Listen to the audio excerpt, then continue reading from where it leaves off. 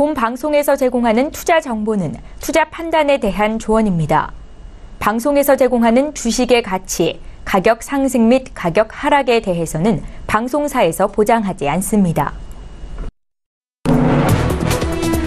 시청자 여러분 안녕하십니까? 2부로 돌아왔습니다. 최은정입니다. 연중 최대 규모 어제 7천억 가까운 기관의 순매수에 힘입어서 코스피 지수가 2,480선을 되찾았습니다. 하지만 삼성전자, SK 하이닉스는 어제장 하락이었고 전기전자 업종은 1%대 조정을 받았었는데요. 코스닥이 더 강했었죠. 어제 코스닥 지수는 1.5% 올라서 772로 마감을 했는데 시가총액 상위주가 일제히 오름세를 보였던 하루였습니다. 자, 문재인 대통령이 중국을 국빈 방문하고 있는 가운데 오늘은 한중 정상회담이 예정이 돼 있습니다. 전일에 급락했던 중국 소비 관련주들 어제장에서는 반등을 했었는데 최근 중국 소비 관련주 변동성이 심하고 오늘 장에서는 어떤 움직임을 보일지 시청자 여러분들 많이 궁금해하고 계실 것 같습니다. 자, 오늘 국내 증시 선물 옵션 동시 만기일까지 겹쳐 있는데요. 이런 장에서는 어떤 종목을 사야 수익을 낼 수 있을지 두 분의 전문가와 함께 추천주 공개해 드리는 시간 갖겠습니다. 저희 출중 2부 시간에는 시청자 여러분들 종목 상담도 받으실 수 있는 거 알고 계시죠? 샵 0082번으로 지금 문자 참여하시면 되겠습니다.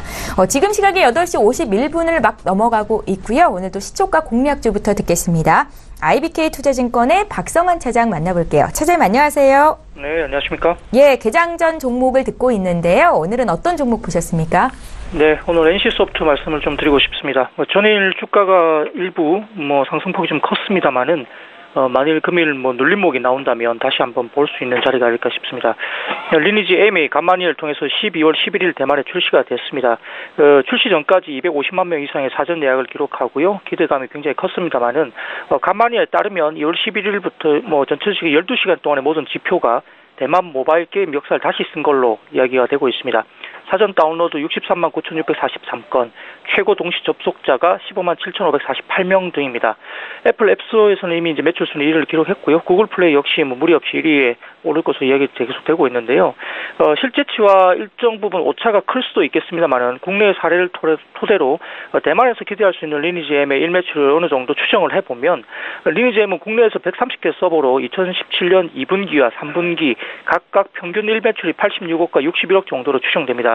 모든 조건이 국내와 동일하다고 가정을 만약에 한다면 현재 운영되고 있다고 이야기되고 있는 대만 서버가 약 45개 정도를 기준으로 해서 일매출을 그대로 적용할 경우에는 2017년 4분기와 2018년 1분기가 대만에서 기대할 수 있는 리니지 M의 일평균 매출이 약 30억 원과 21억 정도 수준으로 볼 수 있겠습니다.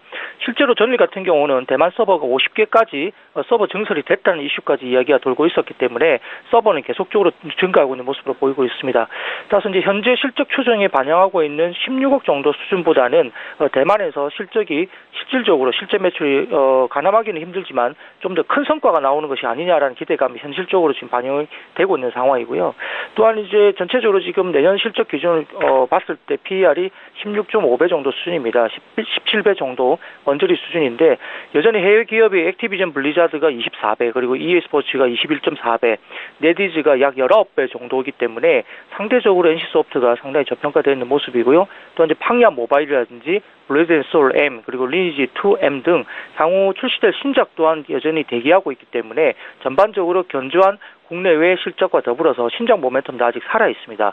전일 신고가를 뚫었기 때문에 눌림목이 나온다 하더라도 위쪽에 매물대가 없는 국면이어서 실적이 어느 정도 받침이 되고 발표가 확인이 된다면 좀 더 주가는 우상향 쪽으로 올라갈 수 있을 것으로 봅니다. 목표가는 52만 원, 손절가는 46만 5천 원 제시할 수 있겠습니다. 예, 리니지 M이 애플 앱스토어 매출 1위를 기록하고 있다고 하는데 대만 회사의 성과를 긍정적으로 해석을 하셨고요. NC소프트 오늘 시초가 공략주로 들어봤습니다. IBK 투자증권의 박성환 차장과 함께했습니다. 고맙습니다. 네, 감사합니다. 예, 저희 본격적으로 라이브 매매타임 시간 가져보겠습니다. 두 분의 전문가 화면으로 먼저 만나보시죠. 초특급 종목 공개 라이브 매매타임. 달인만의 수급 필살기로 저평가 고성장주 찾기 대공개 김지훈. 안정과 성장, 미래 가치를 한 번에 철학이 있는 투자 신일섭. 예, 오늘 함께해 주실 두 분의 전문가 나와 계신데요. 인사부터 드리겠습니다. 벤자민 투자연구소의 신일섭 소장 오셨고요. 메리츠 종금증권의 김지훈 차장 이렇게 두 분과 함께합니다. 안녕하세요.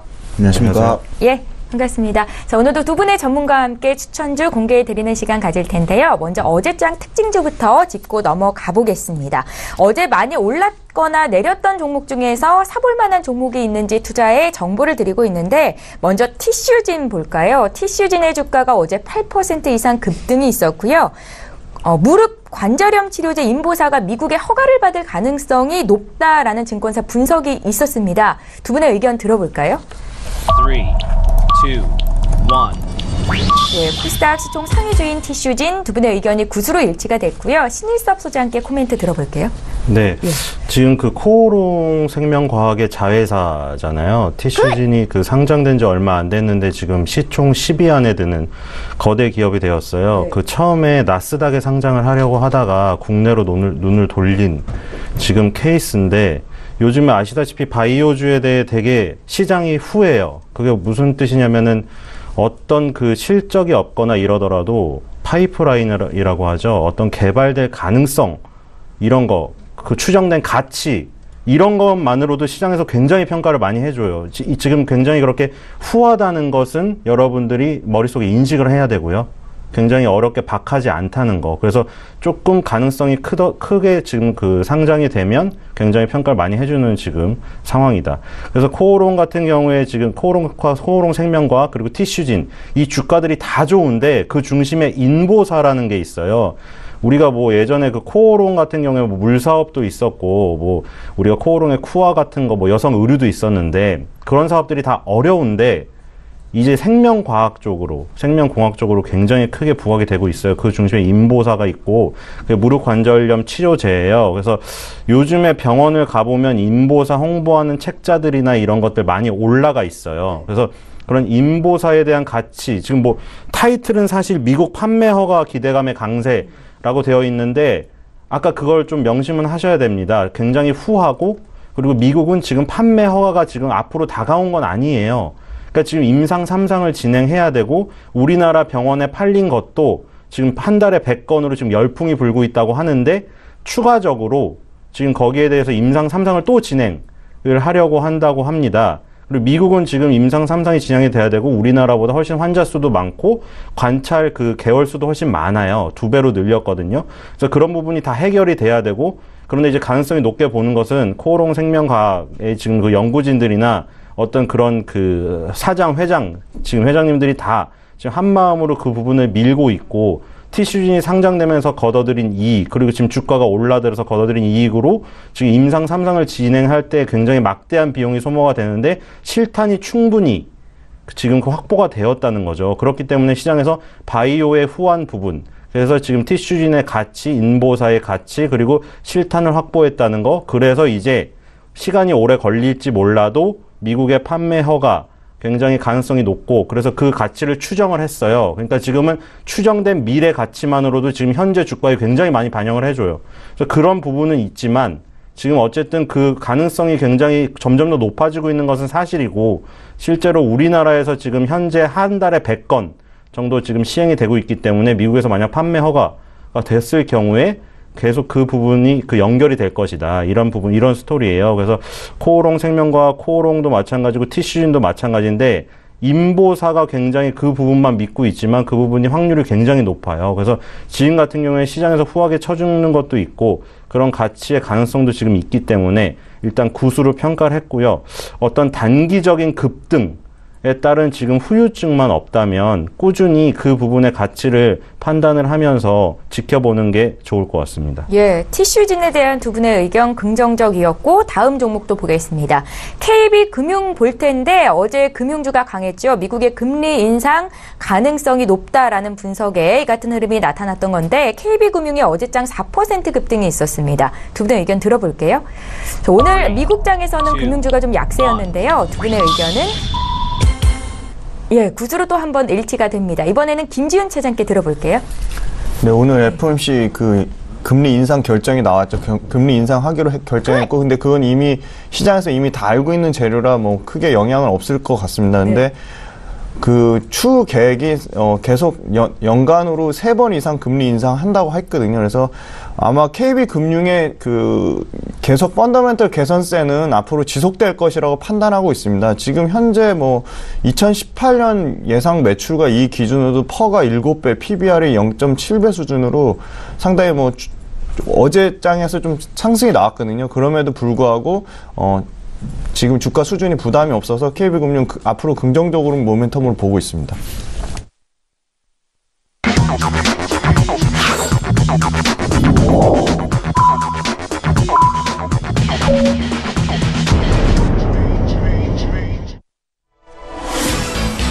예, 12월 14일 목요일 국내 장이 이제 막 시작이 됐습니다. 오늘 올해 마지막 선물 옵션 동시 만기일이기도 하고 또 한중 정상회담도 예정이 돼 있어서 시장의 변동성이 커질 수 있다라는 점 염두하시면서 투자를 하셔야 될 것 같습니다. 두 분의 전문가와 함께 추천주 공개해드릴 거고요. 또 2부 시간에는 시청자 여러분도 종목 상담도 받으실 수 있는 거 알고 계시죠? 샵 0082번으로 참여해 주시면 되겠습니다.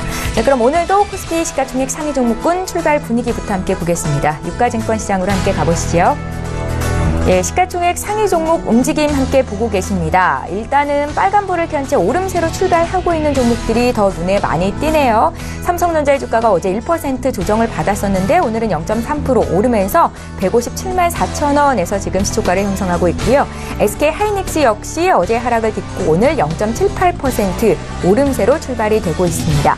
그 밖에 포스코와 LG화학, 네이버까지 모두 강세 출발이 되고 있고 미 연준의 기준금리 인상 기대감에 어제 은행주가 강세였고 앞서 KB금융 살펴드렸었지요. 어제 4% 이상 급등했었는데 KB금융 어제 종가 수준에서 출발을 하고 있고요.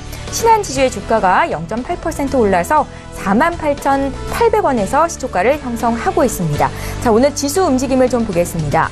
코스피, 코스닥 모두 오늘장 오름세로 출발을 하고 있습니다. 코스피 이틀째 상승이고요. 0.28% 상승한 2,487로 시작이 되고 있습니다. 코스닥 역시 0.59% 상승, 어제보다 4.81포인트 정도 올라오고 있는데 지금 사흘째 오름세이고요. 코스닥도 시가총액 상위 종목군 움직임 함께 보겠습니다. 어제 코스닥 시가총액 상위주가 전부 오름세로 거래를 마쳤었거든요. 오늘 추가적으로 셀트리온과 셀트리온 헬스케어 나란히 2% 강세 출발이 되고 있고요. 여기에 신라젠 역시 1.3% 오르면서 지금 주가는 9만 원을 회복하고 있는 상태입니다. 펄어비스의 주가가 3.4% 급등세를 보이고 있는데 어제 장중 최고가가 나왔었고 지금도 또 장중 최고가를 찍고 있는 모습입니다. 앞서서 저희가 티슈진 분석해드렸죠. 8.6% 어제 급등이 있었고 티슈진 오늘은 주가 흐름을 좀 볼게요. 어제 종가 수준에서 거래가 되고 있는 것으로 확인이 되고 있습니다. 참고하시면 좋겠네요. 예, 믿고 보는 라이브쇼 라이브 매매타임 시간 이어가겠습니다. 두 분의 전문가의 추천주를 공개해 드릴 텐데 먼저 두 분께서 자랑을 해볼 만한 종목이 있으시네요. 수익률이 굉장히 좋은데요. 종목 함께 확인해 보시죠. 예, 먼저 신일섭 소장의 추천주입니다. 11월 27일에 주셨었고요. 지금 매수 추천하신 지 얼마 안 됐는데 어제장에서 10%나 급등이 있었습니다. 21% 이상의 수익을 거두고 있고요. 김지훈 차장의 종목도 확인해 볼게요. 포스코 ICT입니다. 10월 23일에 주셨던 종목인데 지금 두 자릿수 수익률이죠. 20.6%의 수익이 나고 있습니다. 두 종목 리뷰 한 말씀씩 들어볼게요. 율촌화학부터 볼 텐데 신일섭 소장님, 그 라면이나 과자의 봉지를 만드는 회사다라고 기억이 나네요. 네. 예. 지금 뭐 화학업종 중에서 여러 가지 섹터가 있을 텐데 뭐 LG화학 하면 우리가 뭐 전기차 배터리를 만든다 뭐 이렇게 알고 있고 지금 율촌화학 같은 경우에는 뭐 그런 쪽은 아니고 제가 말씀드린 대로 농심과 관련이 많은 회사예요. 뭐 어떤 일감 몰아주기라는 비판이 있을 수도 있지만 자회사로서 이제 농심이 만드는 뭐 우리가 익히 알고 있는 것들 있잖아요. 라면의 최강자 신땡땡도 있고 지금 뭐 새땡땡 과자 그런 거에 지금 포장지를 담당을 하고 있고 그게 캐시카우 돈을 벌어다 주는 소라고 하면 이제 거기서 슈팅 스타 그러니까 포장지를 만드는 제주로 이제 뭐를 만드냐면 배터리 포장재를 또 만들어서 요즘에 또 이제 그 부분을 키우고 있어요. 그러니까 본업이 잘 되니까 그 번 돈으로 새로운 사업을 또 추구하는 이런 선순환 구조에 있는 거죠. 근데 이제 율촌화학은 대주주 지분이 굉장히 많고 그래서 남은 이제 그 거래할 수 있는 양이 별로 없어요. 그래서 이제 그 굉장히 그 대주주들, 그러니까 완전 대주주를 제외하고 약간의 큰 손들이 또 많이 갖고 있고, 자산운용사들이. 그래서 개인 투자자들은 이제 매일매일 열심히 사야 모을 수가 있는 주식이에요. 그래서 어떻게 보면은 이런 지금 금방 접근하신 분들이 안 좋아할 수도 있죠. 왜냐면 뭐 수량을 못 모았는데 완전히 이렇게 뛰어버리니까. 근데 이제 갖고 계신 분들은 좋은데, 제가 처음에 접근했던 관점은 이게 수익률 1위를 하기 위해서 1등으로 고른 건 아니었어요. 분명히 투자 포인트에서 이 율촌화학 같은 경우에는 지금 배당주다. 그래서 찬바람이 불면 배당을 많이 줄 수 있고, 내년 4월에 선물이 될 수 있고, 농심의 어떤 강력한 지배력과 연관이 되어 있어서 되게 안정적이고 배당을 많이 주니까 조금씩 모아가서 이제 나중에 만약에 자산이 많이 되면 배당을 많이 받을 거 아니에요. 그래서 경제적 자유를 누려보자. 이런 관점에서 설명을 드렸는데, 굉장히 본의 아니게 급등을 많이 했습니다. 그래서 제가 아까 많이 말씀을 드렸던 그런 부분이 더 부각이 된 것 같아요. 배당이나 안정적인 부분보다는 제가 처음에 말씀드렸던 슈팅 스타 부분, 그 부분이 갑자기 부각이 되면서 확 올랐어요. 물론 그런 부분도 이 민감하게 움직이는 걸 좋아하시는 분들에게는 좋겠죠. 근데 약간 이 율촌화학의 본래 갖고 있는 성질보다는 지금 굉장히 과도하게 빨리 오르고 있다라는 측면이 있고요. 그렇기 때문에 거래량도 없고 급락을 할 수도 있거든요. 거래량이 없기 때문에 보시면 호가창을 보시면 공백 부분이 많아요. 그래서 확 떨어지는 순간 조금씩 모아가는 전략으로. 그러니까 이게 뭐 방송을 타고 율촌화학이 딱 그냥 타이틀이 떴다고 해서 덥석 갑자기 위에 있는 걸 싹 사는 그런 것보다는 조금씩 떨어질 때 호가에 여러 군데 걸어놓고 일수도 여러 일로 해서 분할 매수를 하는 그런 전략으로 가시면 좋을 것 같아요. 네, 율촌화학은 오늘도 신일섭 소장의 탑 10 종목 안에 있습니다. 잠시 뒤에 또 한 번 듣겠고요. 김지훈 차장의 포스코 ICT도 리뷰 한 말씀 들어볼게요. 네, 포스코 ICT 말씀드리겠습니다. 코스닥 150 내 유일한 4차 산업혁명 관련주라고 볼 수 있겠습니다. 향후의 성장성에 대해서는 뭐 의심할 여지가 없다고 판단하고 있고요. 스마트 팩토리 주도주라고 볼 수 있겠습니다. 포스코 캡티브형 스마트 팩토리 수주 외에도 대외적으로도 스마트 팩토리 꾸준히 지금 수주하고 있습니다. 4분기 기준으로 신규 수주액은 뭐 4,700억을 상회할 것으로 예상을 하고 있습니다. 그래서 굉장히 수주 상황이 양호하다. 그리고 하반기에도 3개, 포스코 광양 호판 공장 외에도 3개 지금 포스코형 스마트 팩토리 수주를 받고 있고, 그 스마트 팩토리의 포스코 그룹사 차원에서 투자가 계속적으로 지속적으로 나온다는 좀 긍정적으로 보시면 되겠습니다. 그리고 올해 지금 스마트 빌딩 쪽도 눈여겨보시는 스마트 빌딩 수주도 2017년에 지금 1,500억 정도로 좀 증가할 것으로 전망을 하고 있습니다. 그래서 좀 코스닥에서 기관 외국인 수급이 바이오 쪽으로 쏠림을 좀 완화할 것이라고 지금 판단하고 있어서 올해 대비 내년 매출액도 약 15% 이상의 성장, 그리고 영업이익도 22% 가까운 성장이 예상돼서 포스코 ICT 지금 기관에서 62만 주 그대로 아직 물량 계속 들고 있거든요. 최근에 조금 주가 부진하긴 하지만 저는 목표가 10,000원 정도까지 상향 올려드려서 포스코 ICT 좀 지속적인 긍정적인 관점으로 중장기 보유 관점으로 좀 말씀드리겠습니다. 예, 포스코 ICT는 목표가를 10,000원으로 상향하시겠다 말씀하셨습니다. 매수하셨던 분들 참고하시면 좋겠고요. 자, 이제 오늘 추천주에 대한 의견 드릴 텐데 어떤 관점으로 들고 오셨는지 두 분의 전문가와 라이브 매매타임 시간을 가져보겠습니다. 신일섭 소장의 넘버 1 아니고 10부터 좀 볼게요. 12종부터 공개해 주시죠. 네, 예. 넘버원은 방금 봐서 좀 이따 하겠고요. 예. 지금 10위부터 1위가 또 똑같아요. 근데 지금 3주째잖아요. 저는 일단 지금 한 달을 수익률이 상관없이 율촌화학은 지금 본의 아니게 올랐지만, 그래서 지금 10위 안에 든 종목을 그대로 한 달을 보면서 그 기업 내용을 그냥 좀 파악하는, 처음 보시는 종목도 있을 거 아니에요, 사람에 따라서는. 그래서 그런 시간으로 갖고 싶고, 일단 10위 역시 서흥입니다.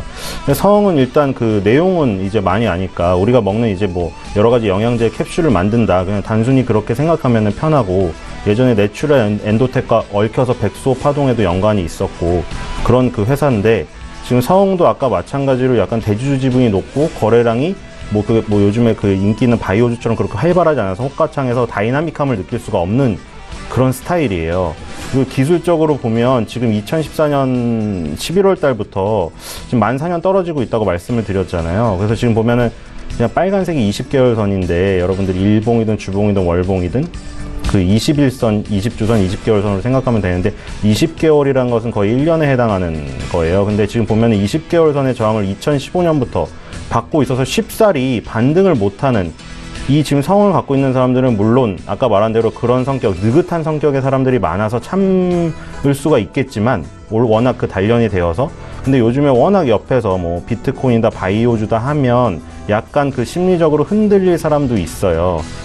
그런데 지금 여기서 말씀을 드릴 수 있는 거는 왜 더 흔들리냐면 지금 2014년에 저점까지 깼거든요. 그래서 압박감이 느껴지는데 이걸 연봉으로 한번 봐볼까요? 너무 긴가요? 근데 성 같은 걸 투자하는 사람들은 이런 걸 볼 거예요. 근데 2006, 2007, 2008년에도 3년 연속을 하락을 하면 그 다음에 상승이 나왔고, 그러니까 보통 계속 성장하는 기업이 3년 이상 하락을 하는 거는 확률이 좀 낮거든요.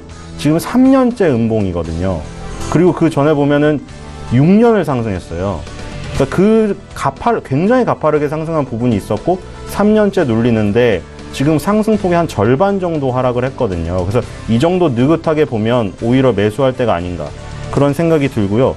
그 다음에 9위는 지금 또 똑같죠. 인터로조입니다. 이것도 지금 비슷한데 이것도 지금 약간 하락세예요. 그래서 지금 좀 답답할 수도 있을 겁니다. 그래서 지금 보고서가 지금 계속 나오는데 한양증권에서 매수 유지로 해서 목표가 49,000원짜리 나왔고 지금보다 굉장히 높죠. 그리고 유한타증권에서도 매수 의견이 나왔어요. 그러니까 뭐 증권사 보고서를 되게 욕하시는 분들도 있는데 사실 그 장이 좋고 지금 그럴 때는 증권사 보고서가 매수 의견으로 몰리면 그쪽으로 오히려 힘이 가속화될 가능성이 있어요. 그냥 시장이 좋으니까. 그래서 지금 같은 경우에는 그렇게 이용을 하면 되는 거고 오히려 그 보고서들을 유한타증권에서 코멘트한 거 보니까 국내 매출 회복, 일본 등 해외 매출 호조 지속에 따른 실적 증가 전망. 이거 사실 아까 한양증권의 내용도 비슷하거든요. 국내 매출은 약간 흔들린다고 한양증권은 했었고 유한타는 국내 매출이 흔들리는데 회복되고 있다. 근데 공통된 게 있어요. 두 개 증권사에서. 뭐냐면 일본 등 해외 매출이 좋다예요. 그러니까 지금 국내 매출이 약간 흔들리는 거를 해외 매출로 방어하고 있는 지금 상황이에요. 그래서 인터로조 내용을 계속 설명을 드렸지만 지금 이 클라레닌으로 유명한 그 렌즈 전문 회사잖아요. 그 전에 이것도 계속 올랐었어요. 그래서 지금 다른 종목보다 지지부진할 수 있지만 지금 포트폴리오를 구성할 때 너무 많이 오른 게 있어요. 그럼 불안하잖아요. 그럼 덜 오른 걸로 약간 배분해서 가는 그런 종목으로 한번 이용해 보시면 좋을 것 같고요. 그리고 그 8위는 한스 바이오메드입니다. 이것도 이제 기업 내용은 잘 아실 텐데 그 사이에 또 이제 계속 올라가서 역사적 신고가를 갱신을 하면서 좀 더 높였어요, 수익을. 근데 이제 뭐 이게 원래 그 재생의학 쪽으로 출발을 했는데 인공 유방 보형물로 지금 각광을 받고 있거든요. 그래서 그 뭐 여자친구분이나 아내분들이나 뭐 성형외과 워낙 많이 가니까 성형외과나 피부과나 가시면 한스 바이오메드라고는 안 써 있을 수도 있는데 한스 바이오메드의 벨라젤이라고 그 많이 또 붙어 있어요. 보면 광고지가 성형외과나 피부과 안쪽에 인공 보형물인데 뭐 그게 가슴 성형이 뭐 아름다움을 위해서 하는 것도 물론 그쪽이 더 많지만 이 재생의학에서 출발했기 때문에 유방 재건 쪽으로 그걸 사용하는 게 더 많아요. 그리고 지금 이 벨라젤이 그 엘러간이라는 회사 아시죠? 보톡스에서도 1위고 메디톡스라도 연관되어 있죠. 근데 한스바이오메드의 이 부분도 연관되어 있어요. 유방 보형물 시장도 엘러간이 단독 1위예요. 그러니까 엘러간은 보톡스니 뭐니 다 미용 쪽에서 완전히 장악을 하고 있는데 한스바이오메드의 벨라젤 이게 등장을 하면서 10% 시장을 바로 먹었거든요. 그러니까 그 시장이 굉장히 각광을 받는 거 그것이 지금 평가를 받는 것 같고 바이오주가 후하다고 했죠. 신라젠이나 이런 게 너무 많이 올랐다고 지금 평가를 하니까 한스바이오메드 같이 밑에 안 올라오고 있던 것들을 이제 키 맞추기를 하는 거예요. 그래서 지금 이제 신고가를 돌파했는데 신고가를 이제 돌파했기 때문에 이 부분에서 2015년에 매물이 잘 소화가 되면 추가 상승도 가능하기 때문에 탄력 있는 걸 좋아하시는 분들은 그 부분을 살펴보시면 될 것 같고요. 그 다음에 그 7위는 진로발효입니다. 또 앞에 설명드린 거와 좀 느긋한 종목이에요. 이것도 지금 배당 주고 되게 대주주 지분 성향이 높고 안정적인 종목입니다. 그래서 지금 그 생각을 해보셔야 될 게 저번 주에 살짝 말씀을 드렸는데 주정을 파는 업체잖아요. 주정 판매 단가가 2006, 2007, 2010, 2008, 2012 4차례 인상됐고 참이슬 소주의 1위죠. 이게 2007, 2008, 2012, 2015년 인상됐어요. 지금 뭔가 하나 빠졌죠. 진로발효가 주정을 파는데 주정은 2012년까지만 인상됐고 이 보면 2016, 2006, 7, 8, 12 주정이 먼저 인상이 된 다음에 원래 순서가 그렇잖아요. 주정 가격이 인상이 되면 주정을 쓰는 참이슬의 가격이 인상이 됐죠. 근데 2015년에 참이슬의 가격이 인상이 먼저 돼버렸잖아요. 지금 거꾸로 됐죠. 그러니까 주정 가격이 인상될 타이밍을 놓쳐버린 거예요. 참이슬이 주정 가격이 안 올랐는데 가격을 올려버렸거든요. 타이밍을 놓쳤어요. 근데 이제 주정 가격을 그렇다고 타이밍을 놓쳤다고 바로 올릴 수가 없는 거였어요. 그래서 그런 부분이 3년이 지금 밀려 있어요. 3년에서 5년이 밀려 있기 때문에 주정 가격의 인상을 시장에서 많이 바라보는 거예요. 그래서 주정 가격의 인상 부분이 진로 발효가 배당주로 갖고 있는 그런 안정성에 더해서 좀 다이나믹함을 갖고 올 부분이라고 생각을 하시면 될 것 같고요. 자, 마지막 종목이죠. 아모레G입니다. 아모레G도 저번에 그 설명을 많이 드렸는데 지금 한중 정상회담 하고 있고 보니까 추자연 씨, 오유왕 씨 부부도 와서 샴페인을 터트리고 있던데 지금 중요한 거는 송혜교 씨인 것 같아요. 왜냐면 송송 커플이 그렇게 대박을 치고 중국에서 해적판으로 몰래 봤지만 사드 문제 때문에 겉으로 드러내놓고 못 보게 만들었거든요. 송송 커플이 굉장히 인기 있을 때가 살짝 지금 지났잖아요. 근데 이제 그런 것이 폭발할 것 같아요. 지금 보니까 송혜교 씨가 한중 국빈 만찬에 참석할 예정이고 지금 북경의 아모레퍼시픽 행사 일정 2박 3일 소화 예정이거든요. 이런 게 다 긍정적이고 지금 문재인 대통령과 함께 그 경제사절단 갔는데 포럼에 서경배 아모레퍼시픽 회장이 동참을 했거든요. 그런 부분도 굉장히 유효합니다. 지금 유커가 들어오기 시작했고 다시 단체 관광객, 지금 관광버스들 다시 불법 주정차 또 얘기 나오고 있죠. 그러면 이런 거에 좋은 거예요. 그리고 그런 거에 발맞추어 지금 아모레즈, 아모레퍼시픽이 다 20개월 선을 2015년 이후에 처음으로 넘어서려고 하고 있어요. 그래서 지금 그런 내용에 지금 부합하는 기술적인 내용까지 나오고 있기 때문에 화장품주에 주목을 해야 되는데 일단 처음에는 코스온 같은 중소형주보다는 아모레지 같은 대형주가 먼저 움직일 가능성이 크니까 바이오주나 이런 것이 너무 올라서 피로감이 느껴지신다 하시는 분들은 지금 화장품주가 약간 밑에서 들썩이려고 하고 있으니까 그 부분을 노려보시는 전략도 괜찮을 것 같습니다. 예, 신일섭 소장께서 준비해오신 10위부터 6위 종목을 먼저 봤는데 지난주와 종목 변동은 없었고요. 종목의 이해도를 높이기 위해서 추가적인 설명들을 덧붙여 주셨습니다. 참고하시면 좋겠죠. 자, 이번에 김지훈 차장의 10위부터 6위 종목 공개해보겠습니다. 네, 먼저 한세 MK 말씀드리겠습니다. 네. 최근에 내수 경기 부진의 지속으로 캐주얼 의류업체들 계속적인 침체기를 겪었으나 최근에 롱패딩 열풍으로 의류업체들의 좀 풍기가 불어넣고 있다고 생각하고 있습니다. 4분기는 의류업체의 성수기 시즌입니다. 그래서 오랜만에 좀 실적 호조가 나오지 않을까 예상을 하고 있고요. 특히 예년 대비 상당히 추운 날씨로 캐주얼 의류가 집중된 동사의 국내 매출 상당히 호실적 기록할 것으로 예상하고 있습니다. 4분기 예상 매출은 1,050억에 영업이익 50억을 예상을 하고 있습니다. 그리고 최근에 국내 사업을 계속 매장을 효율화하고 비용을 감소하면서 국내 사업부의 수익성 개선이 나타나고 있다는 점 긍정적입니다. 급성장하는 국내 골프 의류 시장에 LPGA 브랜드 런칭을 통해서 높은 성장률을 기대하는데요.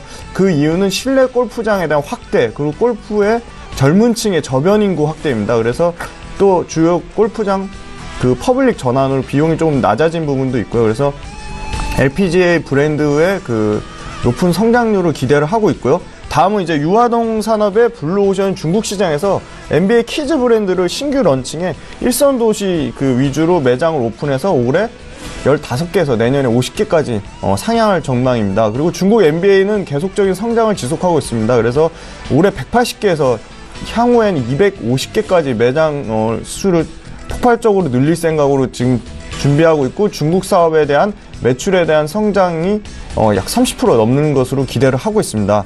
그래서 올해 대비 내년에도 매출액은 6%, 영업이익이 약 34%까지 증가하는 모습이 기대돼서 매출과 이익이 성장하기 때문에 최근에 가격 조정 많이 받았지만 중장기 목표가 16,000원까지는 계속적으로 좀 긍정적인 관점으로 포트폴리오 분산 차원에서 좀 말씀드리겠습니다. 그리고 굉장히 오래 갖고 있는 종목인데 롯데 하이마트 말씀드리겠습니다. 일단 롯데 하이마트도 영업이익이 전년 동기 대비 40% 넘게 증가하고 있다는 점이 포인트고요. 국내 최대 전자제품 전문점인데 작년 기준으로도 시장 점유율 50%대 굳건히 유지하고 있습니다. 주요 변수는 역시 다양한 제품과 합리적인 가격, 지리적 접근성이 주요 변수가 되겠고요.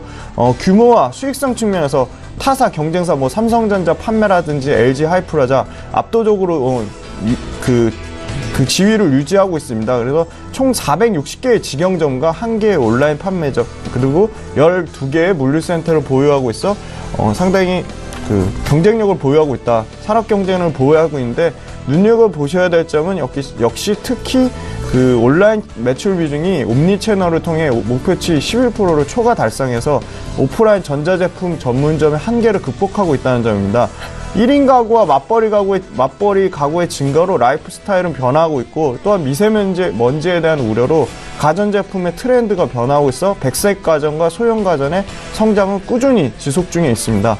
에어컨과 세탁기, 공기청정기, 그 다음에 건조기까지 에어컨 같은 경우는 공기청정기에 제습기 기능까지 추가됨에 따라 사계절 내내 판매 가능한 제품으로 변화하고 있습니다. 세탁기의 경우도 의류건조기의 수요 증가에 수혜를 받고 있고, 작년 10만 대에서 의류건조기는 약 60만 대까지 확대를 전망했는데, 의류건조기의 시장 보급률이 3%밖에 되지 않아서 폭발적인 성장을 기대하고 있습니다. 미세먼지 우려로 공기청정기 매출 비중도 안정적으로 증가하고 있고, 신규 입주 물량 증가에 따라 설치 가전에 대한 교체 수요가 올해와 내년까지도 지속될 것이라고 예상하고 있습니다.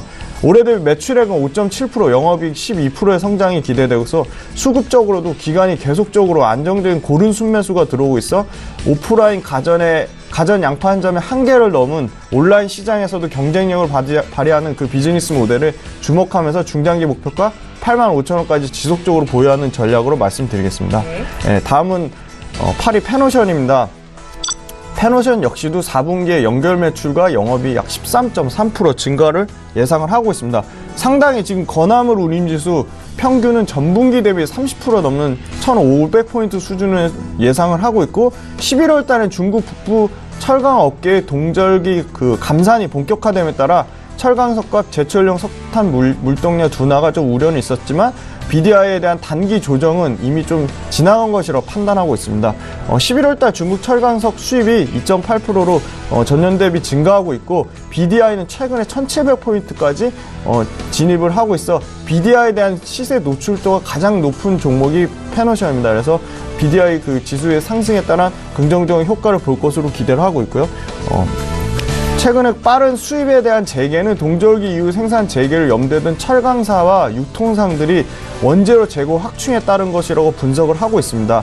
전분기부터 오픈 사선의 적자 부분의 대폭 해소로 대선 영업 확대와 수익성 위주로 조업 중이고, 드라이 벌크 시장의 선복 증가 역시도 상당히 긍정적입니다. 그래서 중국이 견인하는 물동량 증가는 내년까지도 수급 개선의 효과를 볼 것이라고 판단하고 있습니다. 역시 중고 선박에 대한 도입과 장기 용선을 통한 시장에 대한 노출도로 이 레버리지는 내년까지 지속될 것이라고 보고 있고, 최근에 수급, 연기금과 투신 안정적으로 20일 연속으로 폭발적으로 순매수 중이라 수급 현황도 양호하다. 그래서 중장기 목표가 6,500원까지는 지속 홀딩하는 전략을 좀 말씀드리겠습니다. 다음은 한국금융지주입니다. 역시 강점은 다각화된 사업 모델과 자본에 대한 효율성입니다.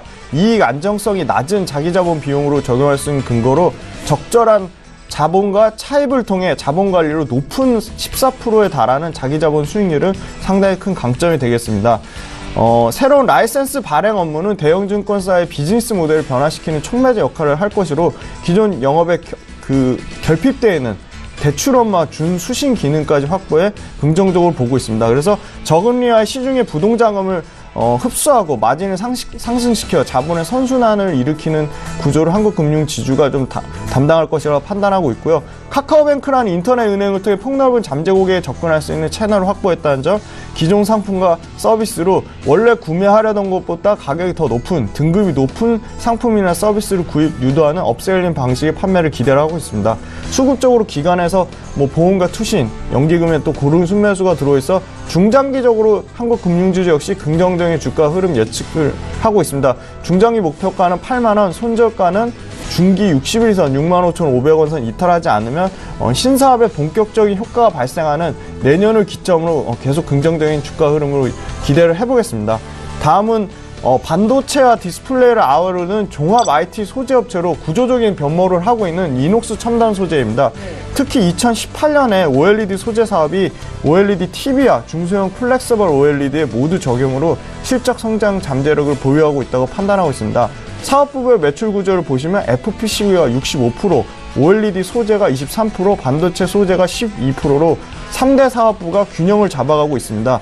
2018년 OLED 소재 사업이 특히 1,850억대로 약 41%까지 매출이 확대될 전망입니다. OLED TV용 봉지 재료는 고객사의 증설 효과로 출하량이 가속화되고 있습니다. 프리미엄 TV 시장에서 OLED TV의 존재감이 커지면서 주요 고객사가 8세대 및 10.5세대 OLED를 3분기에 첫 매출이 시작됐는데 이 부분 역시 2018년까지 중소형 플렉서블 소재까지 더불어 대폭 외형 확대를 기대를 하고 있습니다. 그 이유는 해외 의존도 100%의 소재를 첫 국산화하였고 점유율을 빠르게 늘려가고 있는 지금 추세에 있습니다.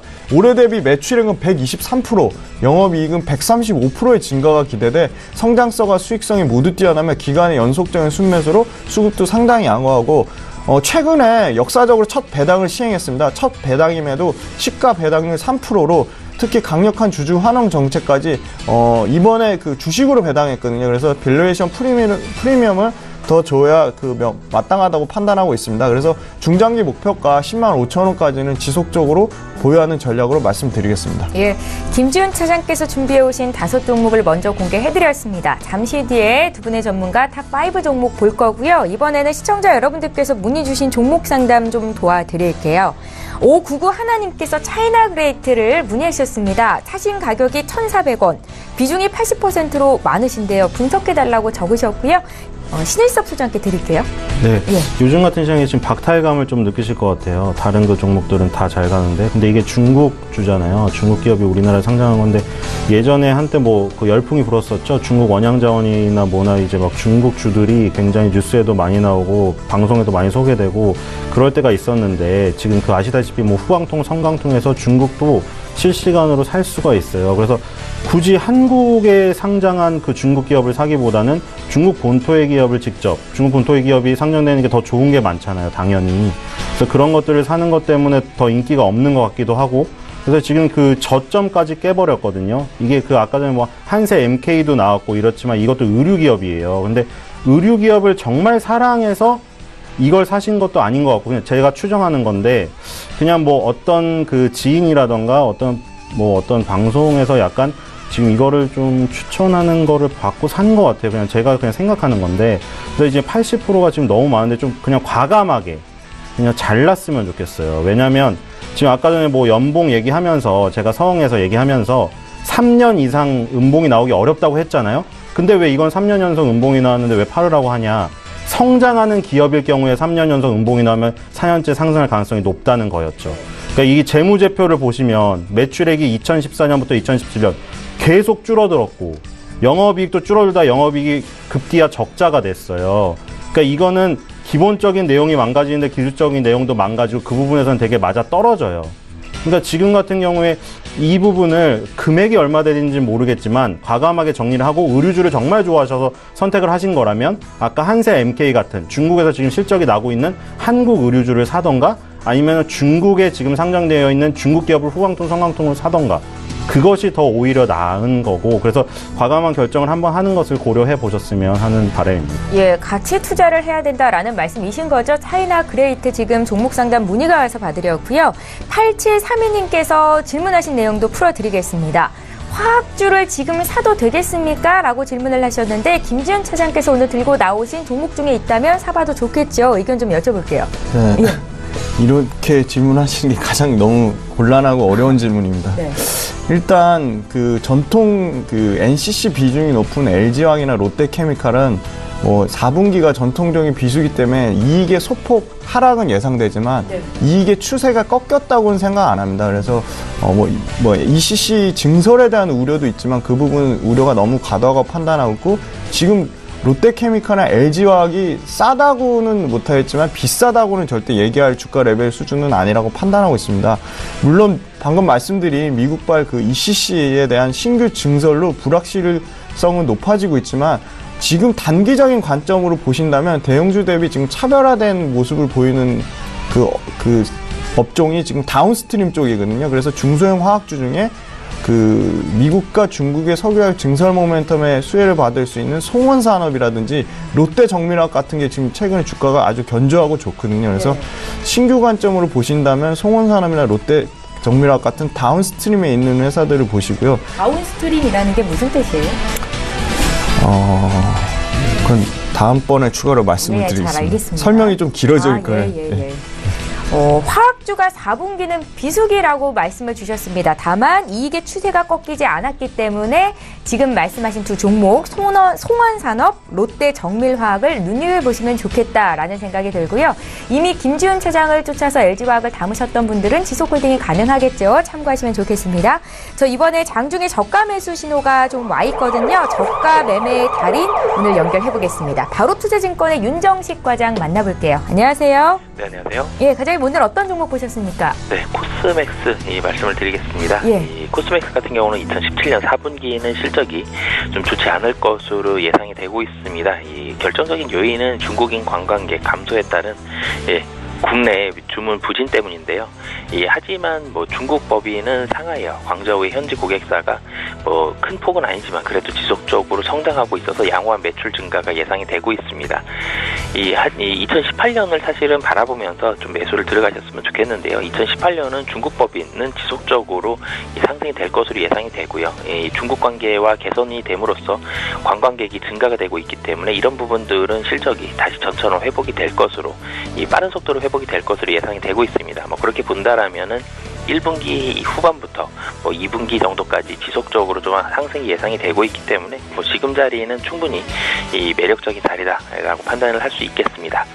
가격 전략도 같이 말씀드리겠는데요. 매수 가격은 현재 가격 그리고 목표 가격은 15만 원, 손절 가격은 12만 원 말씀드리겠습니다. 네. 최근에 화장품주 매수 추천하시는 분들 많으시죠? 오늘 저가 매수 포착주 코스맥스였습니다. 말씀 잘 들었습니다. 네, 감사합니다. 예, 바로투자증권의 윤정식 과장과 함께했습니다. 저희 방송에서 제공하고 있는 정보는 투자 판단에 대한 전문가들의 조언입니다. 해당 주식의 가치나 수익률을 보장하고 있지는 않다라는 점 기억하시기 바라겠고요. 저희 계속해서 라이브 매매타임 시간 이어가겠습니다. 5위부터 1위 종목이 공개가 될 거고요. 신일섭 소장의 종목부터 지금 만나볼게요. 네, 일단 그 엔트리는 똑같은데 5위는 DHP 코리아입니다. 네. 지금 아까 인터로조와 함께 눈 관련주로 소개시켜드렸고 아까 전에 그 초반부에 리니지엠 대만에서 흥행했다고 얘기가 나왔는데 그것도 마찬가지예요. 우리 어렸을 때 컴퓨터에 보안경 끼고 컴퓨터 삼국지하고 이랬거든요. PC에. 근데 지금 같은 경우에 거기 모바일에도 그런 것들이 있지만 사실 화려한 그래픽을 느껴야 되는데 그런 걸 하진 않을 거예요. 그렇기 때문에 화려한 그래픽을 느끼면서 그 화면을 계속 보고 있으니까 눈이 아프죠. 그러니까 인공 눈물 넣어야 된단 말이에요. 그래서 그런 부분에서 스토리를 설명을 드렸었는데 그런 장기적인 스토리는 다 이해를 하겠다. 근데 주가가 지금 내려가고 있지 않냐. 그렇죠. 물론 인정을 해야죠. 지금 팩트예요. 2015년 2월부터 줄줄 흘러내려서 지금 만 3년째 하락을 하고 있어요. 그래서 걱정하시는 분이 많은데 이것도 아까 성하고 비슷한데 일단 성장하는 기업이 3년 연속 이상 이제 4년째 음봉이 나올 확률보다는 조금이라도 반등할 확률이 좀 있다. 매출액이나 영업이익을 보면 2014년부터 17년까지 매출액, 영업이익 다 증가를 하고 있어요. 이 2017년 9월은 3분기까지니까 지금 4분기가 합쳐지면 당연히 2016년 12월 갱신하겠죠. 그러니까 매년 성장을 하고 있어요. 근데 불구하고 주가는 내려가고 있다. 그리고 저번 주에 말씀드렸던 PER이 9배 수준, 11배, 10배도 있지만 어쨌든 그 수준이에요. 그러면은 메디톡스, 신라젠 이런 거 사실 굉장히 높잖아요. PER. 그러니까 PER로 그냥 단순히 따지면 단순 수치는 굉장히 낮은데 예전엔 저평가된 기업들이 많이 있었지만 요즘같이 이렇게 방송이 많고 이렇게 매체가 많을 때는 저평가됐다고 소문이 나면 다 알려져 있죠. 너무나 정보가 많은데 저평가 진흙 속에 진주가 있을까 싶어요. 그러니까 지금 이렇게 공개된 상황에서 아직도 PER이 낮은 거는 지금 상황으로서는 지금 요 정도 수준에서 만족해야 될 기업 상황이라고 생각해야 될 것 같아요. 그래서 다만 20개월 선의 저항이 있어서 아까 서원과 마찬가지로 20개월 선을 넘어서는 4년째 그런 모습이 발견된다면 그 부분에서 어떤 기술적인 매수 포인트를 잡아볼 수도 있을 것 같다는 생각이 들고요. 지금 잠깐 튕겨 나가서 죄송합니다. 그리고 이제 4위는 한세실업인데 네. 아까 전에 한세 MK가 나왔어요. 기억하시는 분들 아시겠지만 그 한세 MK가 원래 MK 트렌드였잖아요. 그쵸? 근데 왜 갑자기 MK 트렌드를 막 쳐봤는데 안 나와? 그러니까 보니까 한세실업에 인수가 되었잖아요. 근데 MK 트렌드 버커로 청바지 아시죠? 약간 가격이 비싸서 안 입었었어요. 사람들이 보세 청바지 입었던 게 버코로가 가격이 좀 셌거든요, 그때. 지금도 좀 세죠. 백화점에 들어가 있는데. 근데 이제 버코로보다 다음에 나왔던 이른바 슈팅스타죠, 그것도. 그 NBA가 돌풍을 일으켰어요. 지금 뭐 야오밍이 은퇴한 지 오래됐지만 농구에 대한 관심은 여전하거든요. 그래서 지금 커리도 그렇고 르브론도 그렇고 NBA에서도 인기가 많지만 중국에서 특히나 그런 인기가 많아서 NBA 아까 키즈 얘기도 나왔지만 잘 팔려요. MK 트렌드 자회사의 실적도 한세 그룹의 어떤 긍정적인 영향이고, 그리고 한세 시럽을 보여드릴 게 굉장히 저가 의류 얘기를 많이 드렸잖아요. 그래서 우리나라에서 이제 저가 의류 완성 브랜드가 유명한 건 없고 이제 외국 업체에 되잖아요. 근데 우리나라에서 지금 자라라던가 지금 유니클로 이런 것들, H&M 많죠. 가로수길에도 많고 고속터미널도 많고. 그래서 이제 잘 아시는데, 그 전에 이제 원래 원조가 갭이었잖아요. 요즘에 사실 갭 모자 쓰는 사람 잘 없는데, 어쨌든 주가를 보면 갭의 주가를 보세요. 지금 완전히 위로 치솟고 있죠. 겨울이 되면 될수록 강해지고 있어요. 그러니까 아까 말한 대로 겨울이 성수기 맞구나, 여기 주가에서 볼 수 있죠. 그리고 패스트 리테일링, 이게 바로 유니클로의 모회사잖아요. 잘하는 인디텍스고. 근데 이 회장들이 거의 세계에서 자산가 빌 게이츠랑 다툴 정도로 돈을 많이 벌었어요. 주가가 올랐으니까. 패스트 리테일링은 지금 홍콩 H에 상장되어 있는데, 지금 보면은 이것도 신고가를 갔죠. 자, 보니까 패스트 리테일링, 갭, 유니클로, 갭 이런 것들이 오른다. 그러면은 저런데 납품 줄을 대고 있는 한세실업 주가는 후발로 오르겠구나. 그쵸? 그렇게 보시면 되겠죠? 그래서 그런 긍정적인 주가 흐름을 그려보시면 될 것 같고요. 지금 원달러 환율 하락에 부담이 있잖아요. 수출 업체니까. 근데 거기 한세실업은 베트남에 현지 법인이 있고 거기서 받아들이니까 별 영향이 없다, 이런 것도 있어요. 어쨌든 원달러 환율 하락 수주 회복의 VS지만 중요한 것은 지금 전방 산업이 회복이 되고 있고 주가들이 좋다는 거죠. SP의 브랜드들의 주가들이 저렇게 오르면 한세실업도 오를 수밖에 없다. 그렇게 보시면 될 것 같고요. 3위는 오뚜기입니다. 계속 말씀드린 대로 가격이 비싸서 굉장히 친숙한 것보다는 접근하지 않는 좀 아이러니한 종목인데, 내용은 그냥 이런 것들이거든요. 신제품 팥칼국수를 출시했다. 근데 이게 그냥 재미로 겨울에 팥칼국수 맛있죠. 근데 저번에 얘기 드린 거랑 연관이 되어 있거든요. 라면 시장 점유율 25% 돌파. 얘가 지금 20% 미만이었거든요.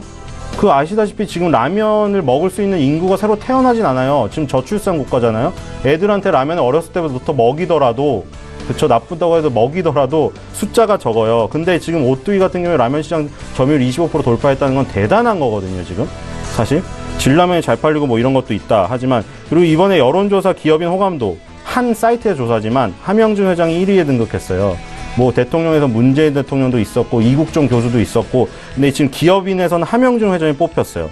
그리고 오뚜기가 지금 동남아 시장 진출을 타진하고 있거든요. 근데 지금 오뚜기 아시다시피 약간 농심에 비해서 해외 진출 잘 안 했어요. 잘 아시다시피 마요네즈 케첩만 러시아로 좀 수출했죠. 근데 라면을 잘 안 했는데 이제 본격 진출하려고 하는 거예요. 그러니까 국내 시장 점유율이 올라가고 있고 그걸 발판으로 외국에도 나간다. 그러니까 지금 이런 어떤 성장 스토리가 좀 더 나오죠. 그래서 지금 오뚜기 같은 경우에 가격이 비싸지만 그런 부분에서 접근을 해보실 필요가 있을 것 같고, 2위는 동서입니다. 이것도 마찬가지로 계속해서 지금 겨울이 되면 어떻게 보면 더 뜨거워지죠. 커피를 많이 마셔야 되니까. 근데 보면은 지금 캐주얼 의류 브랜드 흉과 핫초코 밑에 맨투맨 티셔츠를 출시했어요. 요즘에 이런 거 많이 하잖아요. 메로나 티셔츠, 새우깡 티셔츠 이런 거 많이 나오죠. 그런 것들도 많이 하고 협업을 많이 하고 있고, 지금 1974년에 국내 판매 시작해서 전 세계 25개국에 수출한 프리마가 지금 이번에 7천만 불 수출 탑을 봤는데 공신이었어요. 근데 이게 프리마는 수출하는데 맥심은 왜 전 세계에 없느냐. 잘 아시다시피 요즘에 콜롬비아나라는 커피가 새로 나왔잖아요. 그거 잘 보시면 맥스웰 하우스죠. 근데 여러분들 가끔 이상하게 생각할 거예요. 왜냐면 동서는 맥심인데, 내가 알기로는. 근데 맥스웰 하우스는 뭐지? 맥스웰 하우스는 동서의 지분을 양분하고 있는 동서식품의 지분을 양분하고 있는 동서와 크래프트 푸즈라는 유명한 미국 회사죠. 식품회사. 두 개가 양분하고 있는데 그 회사에서 맥스웰 하우스를 만들었어요. 그러니까 지분을 동서식품을 나눠 갖고 있어서 동서가 맥심을 수출을 하고 싶어도 자기 맘대로 못해요. 크래프트 푸즈가 허가를 해줘야 돼요. 그래서 세계적으로는 맥스웰 하우스가 팔리고 있고 우리나라엔 맥심만 팔리고 있는 거예요. 그래서 맥심을 수출을 못하는 아쉬움을 프리마로 달래고 있다. 그래서 어쨌든 프리마는 굉장히 지금 호조를 보이고 있어서 그 부분에서 맥심의 그런 아쉬움을 달래면서 동서의 주가에 굉장히 도움을 주고 있다는 거고, 율촌화학은 1위입니다. 아까 전에 설명을 드렸기 때문에 주가의 흐름은 이제 역사적 신고가를 가고 있죠.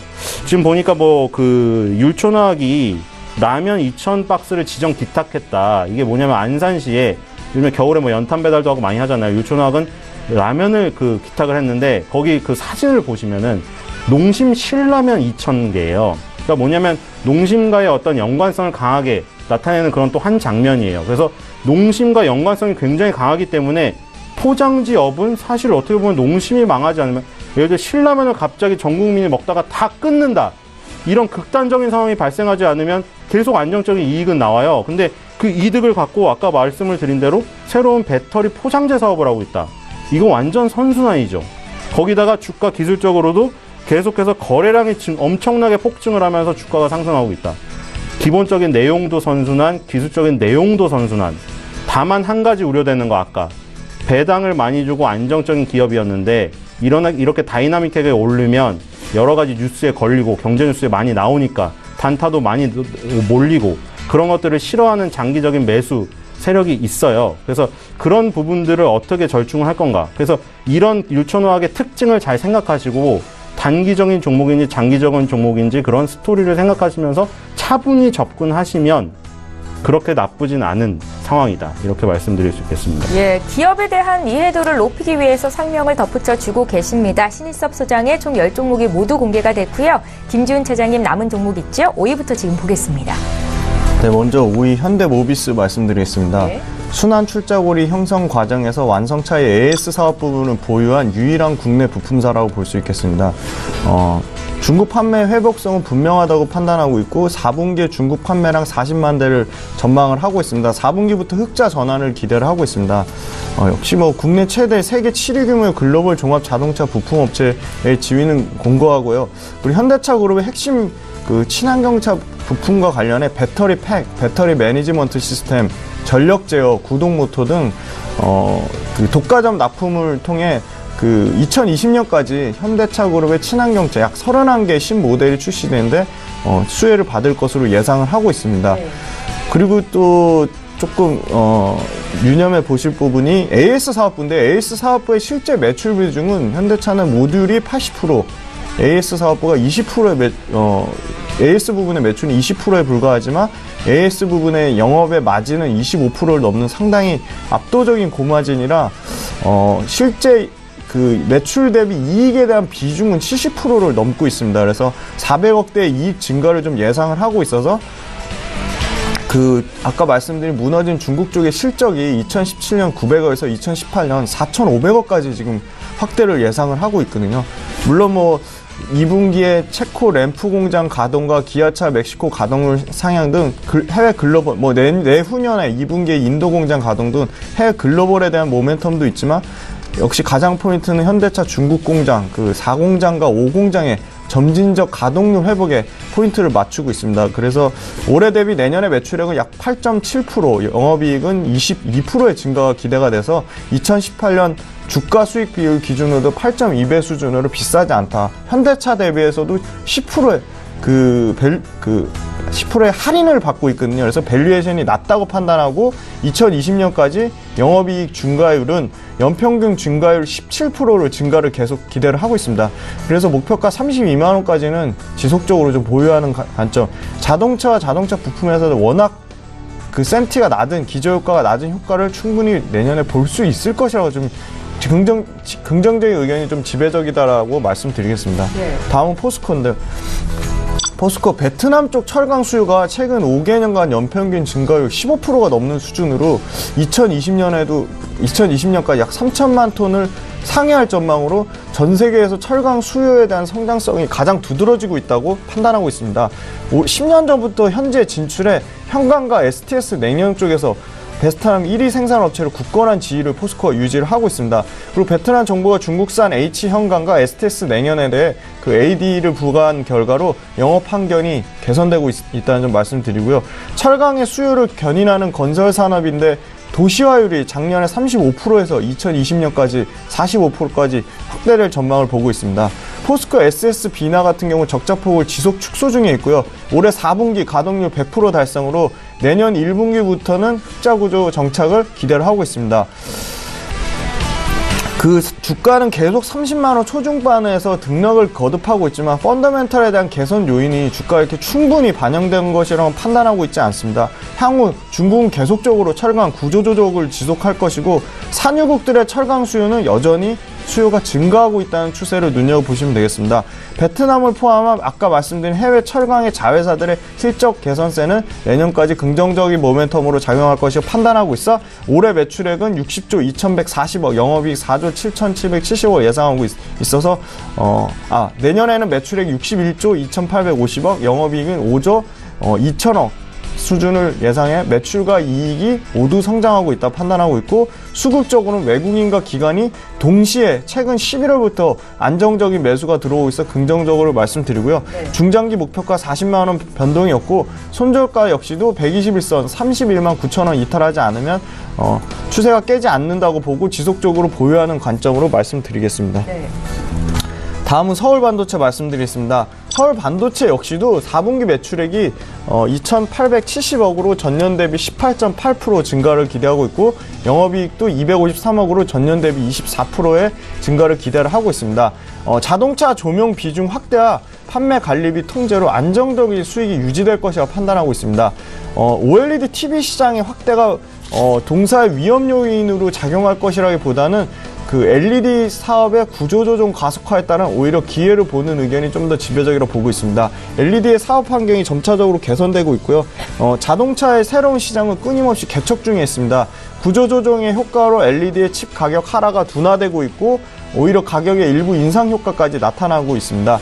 연간 매출액은 1조 1150억으로 17%의 성장이 예상이 되고 있어 2년 만에 1조 원대 매출 진입을 눈앞에 두고 있습니다. 2018년에도 외형에 대한 확대는, 매출과 이익에 대한 외형 확대는 지속될 것으로 판단하고 있어서 매출 쪽에서는 13.5%를 성장을 예상하고 있습니다. 특히 자동차용 LED 판매 외에도 베트남 공장의 2018년 3월 완공 기대를 하고 있습니다.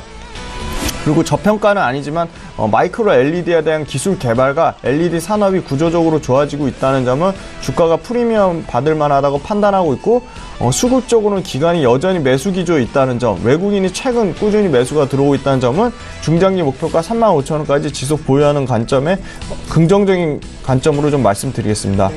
다음은 LG이노텍 말씀드리겠습니다.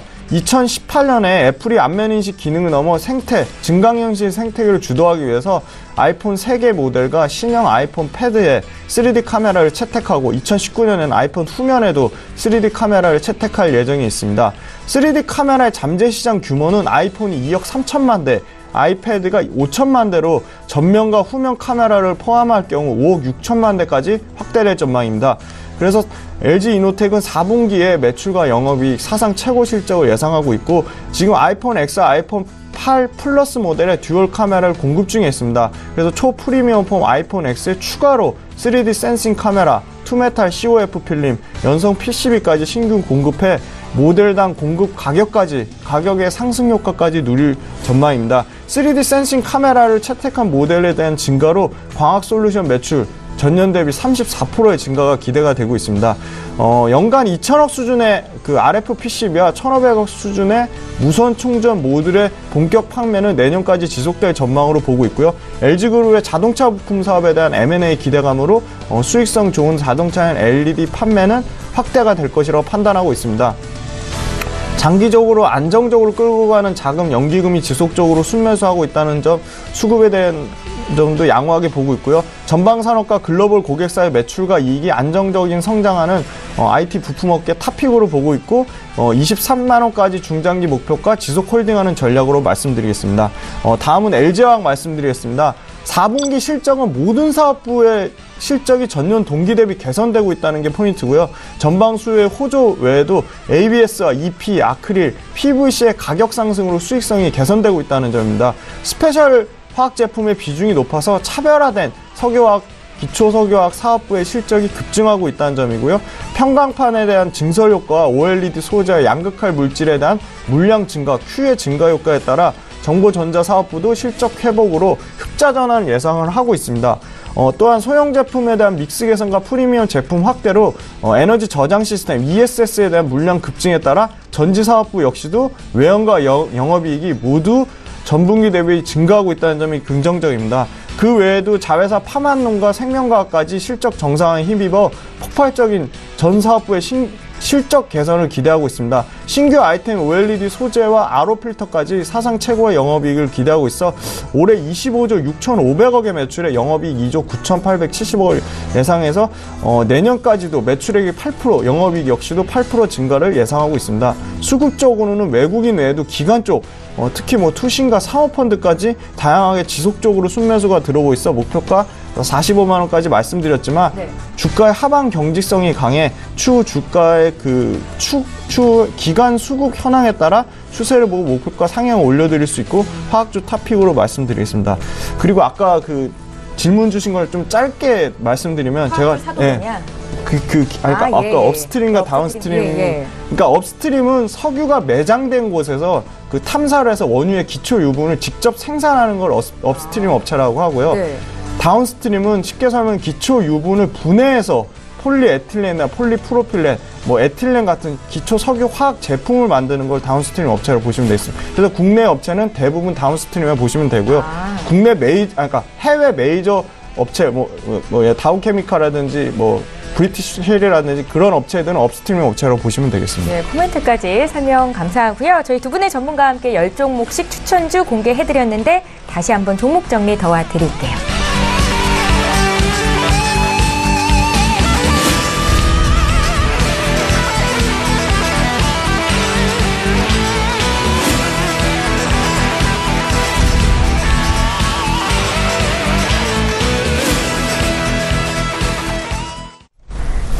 오늘 라이브 매매타임은 여기까지 진행하겠습니다. 지금까지 벤자민 투자연구소의 신일섭 소장, 메리츠 종금증권의 김지훈 차장 이렇게 두 분과 함께했습니다. 고맙습니다.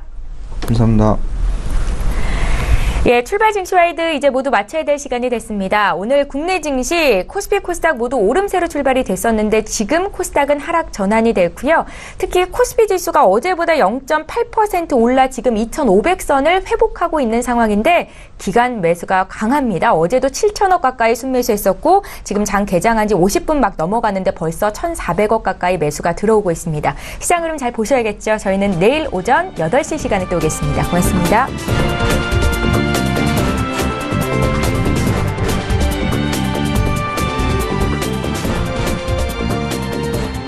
본 방송에서 제공하는 투자 정보는 투자 판단에 대한 조언입니다.